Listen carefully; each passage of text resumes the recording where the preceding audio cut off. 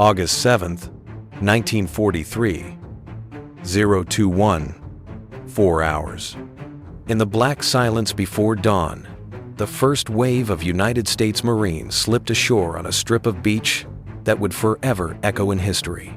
Beach Red on Guadalcanal in the Solomon Islands. The Marines carried the familiar weapons of the day: M1 Garand rifles, Browning automatic rifles, Thompson submachine guns. But among them was something unexpected, something the Japanese had not prepared for. In the hands of select Marines was the Winchester Model 12 shotgun, a pump-action weapon originally meant for hunting, now transformed into one of the deadliest close combat tools of the Second World War. The Japanese defenders on Guadalcanal were ready for rifles, bayonets, and swords. Their doctrine emphasized distant shooting, followed by the fury of close-in charges.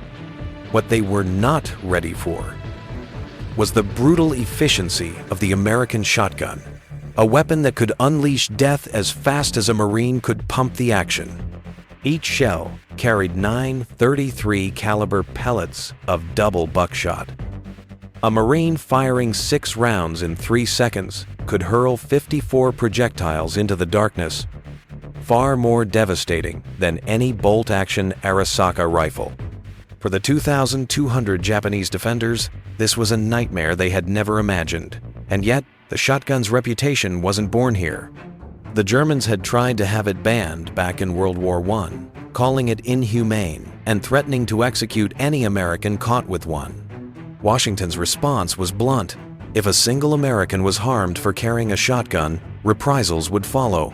No Americans were ever executed, and the weapon remained in service. By World War II, the Winchester Model 12 trench gun had been refined for the battlefield. A 20-inch barrel, heat shield, bayonet lug, and most important of all, the ability to slam fire. Hold the trigger, work the pump, and the weapon would roar like a cannon with every pump of the hand. For Japanese soldiers who believed Americans were weak in close combat, the reality was shattering.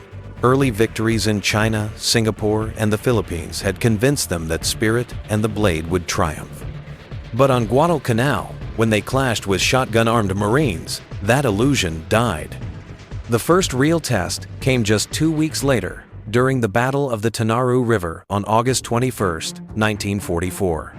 Colonel Kianao Ichiki led nearly 1,000 Japanese soldiers in a night assault determined to smash through the Marine perimeter. It was the kind of fight their doctrine glorified. But waiting in the shadows were Marines armed with machine guns, artillery, and shotguns. As the Japanese charged, the Marines answered with fire. Garans cracked, BARs hammered, and in the chaos of the riverbank, the Model 12 tore into wave after wave. At ranges of 20 yards or less, a single blast could cut down several attackers at once. Marines slam-fired into the darkness, turning their shotguns into rapid-fire storm guns. When dawn came, the sandbar was carpeted with bodies. Of the 916 Japanese who had charged, nearly 800 were dead. But the shotgun's power wasn't just physical, it was psychological. In the black jungle, the metallic cha-chunk of a pump cycling was enough to freeze infiltrators in terror. Night patrols put the weapon in the hands of the point man, the first to meet an ambush.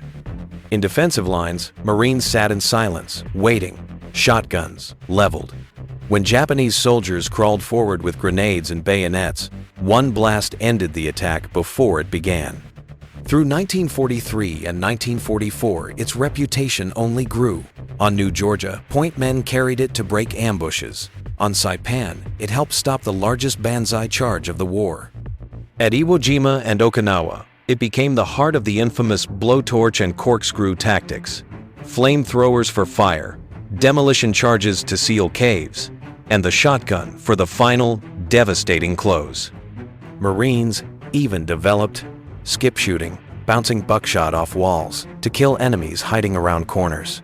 Despite its effectiveness, the Model 12 was never a mass-issue weapon. Only 61,000 were made during the war, a fraction compared to the millions of rifles. They were handed to those most likely to need them: assault teams, Marines and rifle companies, Navy landing parties, and Air Force guards. Ammunition, however, was plentiful.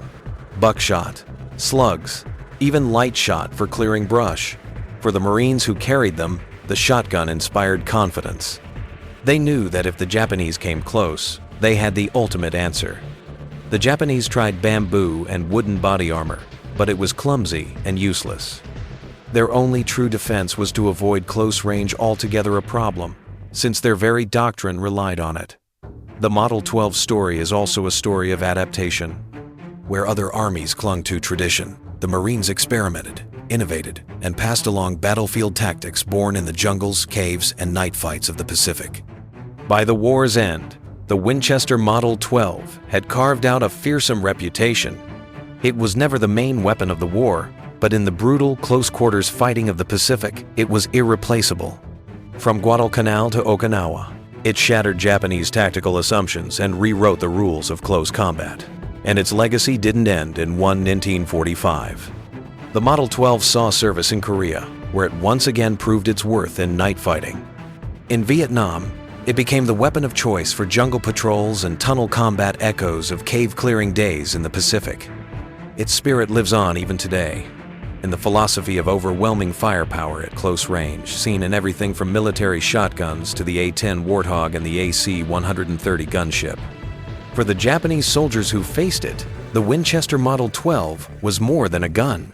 It was the collapse of belief itself. They had expected Westerners to falter in the dark, to break under the blade. Instead, they found themselves shredded by blasts of buckshot echoing through the night. Simple, brutal, devastating.